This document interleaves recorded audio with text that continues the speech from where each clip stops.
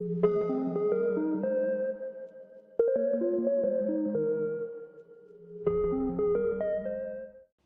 friends, this is Dr. Mamta Rathi. I welcome you all on my YouTube channel Dr. Mamta's Educational Plex. Friends, हम लोग देख रहे हैं cost accounting के cost sheet के videos. अब तक हमने कॉस्ट शीट के 2 प्रॉब्लम्स देख लिए हैं, साथ ही साथ कॉस्ट शीट का फॉर्मेट और थ्योरेटिकल कंसेप्ट्स भी हमने देख ली थी।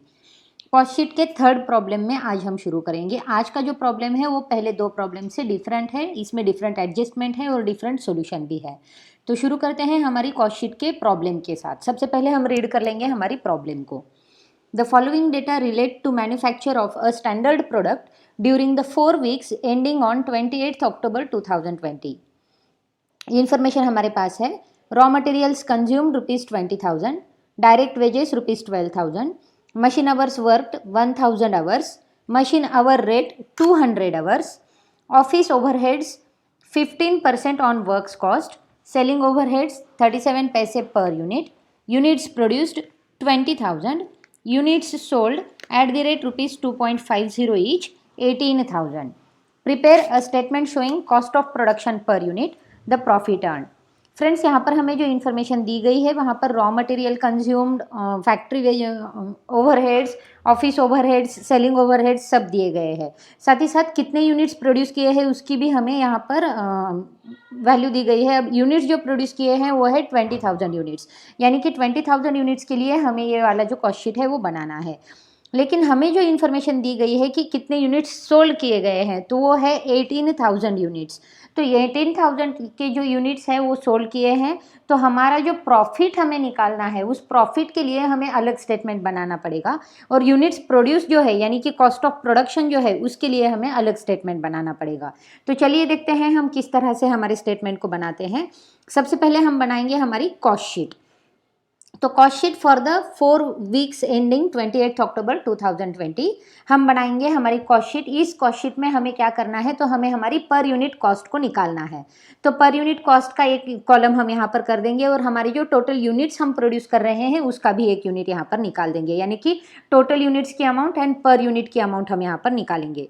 तो हमारा जो फॉर्मेट है वो फॉर्मेट इस तरह से, cost sheet for the 4 weeks ending 28 October 2020, particulars, total units amount and per unit amount. सबसे पहले हमारा जो कॉस्ट शीट का फॉर्मेट है उसमें फर्स्ट हेड आता है हमारा रॉ मटेरियल्स कंज्यूम्ड का। अब जो रॉ मटेरियल हमने कंज्यूम किया गया है वो है 20,000 रुपीज़ का। अब हमें अगर पर यूनिट कॉस्ट निकालनी है तो हमें हमारे टोटल कॉस्ट को पर यूनिट से टोटल यूनिट से डिवाइड करना पड़ेगा, तो हमारे पास पर यूनिट कॉस्ट आएगी। तो हमारी जो टोटल कॉस्ट है रॉ मटेरियल कंज्यूम की वो है 20,000 यूनिट्स की, और जो यूनिट्स हमने प्रोड्यूस किए हैं वो भी है 20,000। तो पर यूनिट जो हमारी प्राइस होती है वो होती है 1 रुपये की। तो इसे हम लिख देंगे यहाँ पर हमारे रॉ मटेरियल्स कंज्यूम्ड में, जो कि है 20,000, और पर यूनिट कॉस्ट आएगी हमारी 1 रुपये की।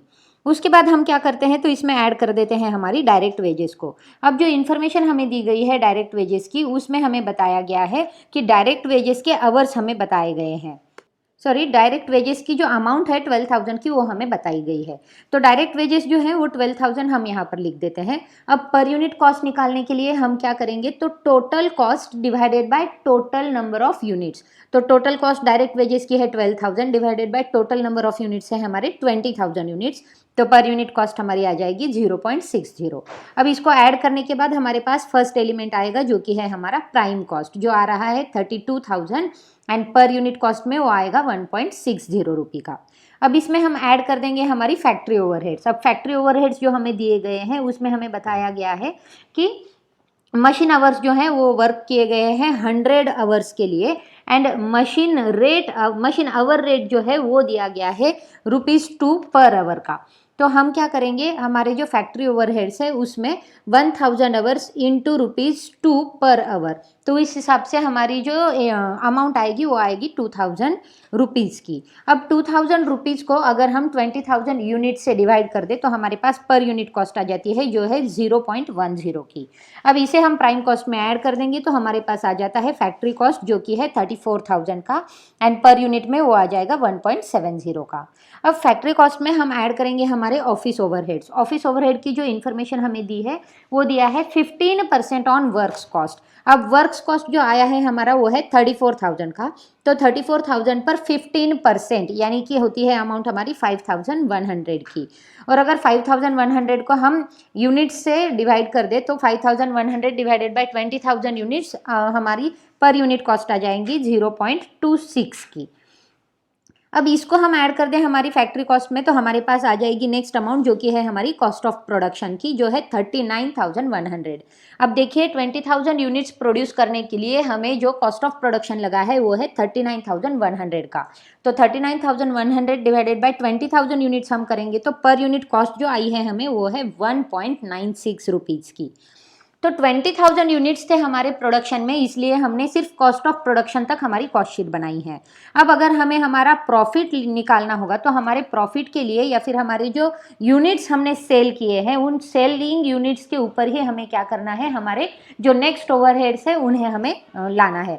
क्योंकि मैंने जैसे आपको पहले भी बताया था कि सेलिंग ओवरहेड्स हमेशा कॉस्ट ऑफ प्रोडक्शन के बाद आते हैं। जब भी हमारे यूनिट्स सेलिंग के लिए रेडी होते हैं तो उसके ऊपर जो एक्स्ट्रा चार्जेस हम पेड करते हैं उनकी कॉस्टिंग हमें देखनी पड़ती है। अब जैसे कि प्रॉब्लम में हमें बताया गया है कि जो सेल हमने किया है वो सिर्फ 18,000 यूनिट्स का ही किया गया है, तो सेलिंग ओवरहेड्स जो आएंगे हमारे वो 18,000 यूनिट्स पर ही आएंगे। 20,000 के यूनिट्स हमने प्रोड्यूस किए और सिर्फ 18,000 के सेल हो रहे हैं, तो इसके लिए हम बनाएंगे हमारा स्टेटमेंट ऑफ प्रॉफिट। तो स्टेटमेंट ऑफ प्रॉफिट जो है हमारा वहाँ उसमें हम देख लेंगे हमारा जो फर्स्ट हेड आएगा वो आएगा कॉस्ट ऑफ यूनिट्स सोल्ड। अब जैसे कि हमने सिर्फ 18,000 यूनिट्स सोल्ड किए हैं और जो कॉस्ट ऑफ प्रोडक्शन की अमाउंट हमारी आई थी 1.96 रुपीज़, तो उतनी ही अमाउंट हम यहाँ पर लेंगे। तो कॉस्ट ऑफ यूनिट्स सोल्ड में हमारे पास आएगा 18,000 इंटू 1.96, तो हमारी अमाउंट आती है 35,280, 1.96 पर यूनिट कॉस्ट में आएगी। तो ये जो 35,280 रुपीज़ है वो हमारा आ गया कॉस्ट ऑफ यूनिट सोल्ड। अब इसमें हम ऐड कर देंगे हमारी सेलिंग ओवरहेड्स। अब हमारे जो सेलिंग ओवरहेड्स है उसे हमें बताया गया है प्रॉब्लम में कि वो है 0.37 पर यूनिट। तो 18,000 के यूनिट्स हमने सेल कर दिए हैं तो उसके ऊपर 0.37 से हमारा जो सेलिंग ओवरहेड है उसे हमें प्रोवाइड करना है। तो उसे अगर हम ला ले तो उसकी अमाउंट हो जाती है 6,660 पर यूनिट में हम 0.37 लिख देते हैं। अब इसे हम ऐड कर देंगे तो हमारे पास आ जाएगी कॉस्ट ऑफ सेल्स। तो कॉस्ट ऑफ सेल जो है हमारी वो है 4140 41,940। कॉस्ट ऑफ सेल्स की जो अमाउंट है हमारी वो आएगी 41,940। इसे अगर हम ऐड कर दें पर यूनिट कॉस्ट के साथ तो पर यूनिट कॉस्ट जो हमारे पास दोनों मिलकर cost of unit sold and selling overheads की मिलकर आ जाएगी 2.33। अब कॉस्ट ऑफ सेल्स हमारे पास आ गए हैं 41,940 रुपीज़ के। हमारे पास इंफॉर्मेशन दी हुई है सेल्स की प्रॉब्लम में, जैसे कि हमें बताया गया है कि सेल जो है हमारे वो हुए हैं 18,000 यूनिट्स के और सेलिंग प्राइस जो है वो है 2.50 पर यूनिट। तो सबसे पहले हम सेल्स लिख देंगे हमारे, तो सेल्स हैं हमारे 45,000। 18,000 इंटू 2.50 अमाउंट हो जाती है हमारी 45,000 की। अब हमारे सेल्स में से अगर हम हमारे कॉस्ट ऑफ सेल्स को माइनस कर दें तो हमारे पास जो आएगा वो होगा हमारा नेट प्रॉफिट। तो प्रॉफिट जो है हमारा वो है 3,150 रुपीज़ का। अब 2.50 जो था वो था हमारी सेलिंग प्राइस पर यूनिट की। अब पर यूनिट सेलिंग प्राइस में से अगर हम हमारी कॉस्ट ऑफ सेल की प्राइस को माइनस करें तो हमारे पास जो प्रॉफिट का पर यूनिट प्रॉफिट आ रहा है वो है 0.17 का। तो इसी तरह से हमारा जो स्टेटमेंट ऑफ प्रॉफिट है वो यहाँ पर बन गया है। फ्रेंड्स, हमने हमारी कॉस्ट शीट और हमारा जो स्टेटमेंट ऑफ प्रॉफिट है इन दोनों को अलग अलग बनाया है, इसलिए क्योंकि हमारे पास जो प्रोडक्शन के यूनिट और सेलिंग के यूनिट थे वो अलग अलग थे। उन अलग अलग यूनिट्स की वजह से हम लोगों ने ये अलग अलग फॉर्मेट में हम कैलकुलेशन किया है। तो ये एक डिफरेंट कैलकुलेशन जो है वो मैंने आपके सामने रखा है और एक डिफरेंट मेथड जो है कॉस्ट शीट की, एक्चुअली फॉर्मेट तो सेम ही है, बस हमें डिफरेंट मेथड से इसका कैलकुलेशन करना था तो वो मैंने आपके सामने रख दिया है। तो फ्रेंड्स, इस वीडियो को आप फिर से एक बार ज़रूर देख लें और समझ लें कि किस तरह से हमने इसमें सारे ट्रांजैक्शंस रखे हुए हैं। ईजी है, बहुत कम ट्रांजैक्शंस है, लेकिन इसकी जो दो अलग अलग स्टेटमेंट में हमें ये कैलकुलेट करना था तो उसको आप समझ लेना बहुत ज़्यादा ज़रूरी है। तो इसे समझ लीजिए। अगर आपको ये समझ नहीं आ रहा है तो कमेंट बॉक्स में अपने कमेंट छोड़ दीजिए, आपके डाउट्स को मैं क्लियर कर दूंगी। सो फ्रेंड्स, कॉस्ट के नेक्स्ट प्रॉब्लम में हम बहुत जल्द मिलेंगे। तब तक के लिए इन सारे प्रॉब्लम्स को, ये प्रॉब्लम और इसके पहले जो 2 प्रॉब्लम्स मैंने दिए हैं जिसकी लिंक डिस्क्रिप्शन बॉक्स में दी हुई है, उन सभी को आप बहुत अच्छे से स्टडी कर ले, अच्छे से ये उनको सॉल्व कर लीजिए और नेक्स्ट प्रॉब्लम में हम फिर मिलेंगे। तब तक के लिए देखते रहिए, शेयर करते रहिए। Thank you.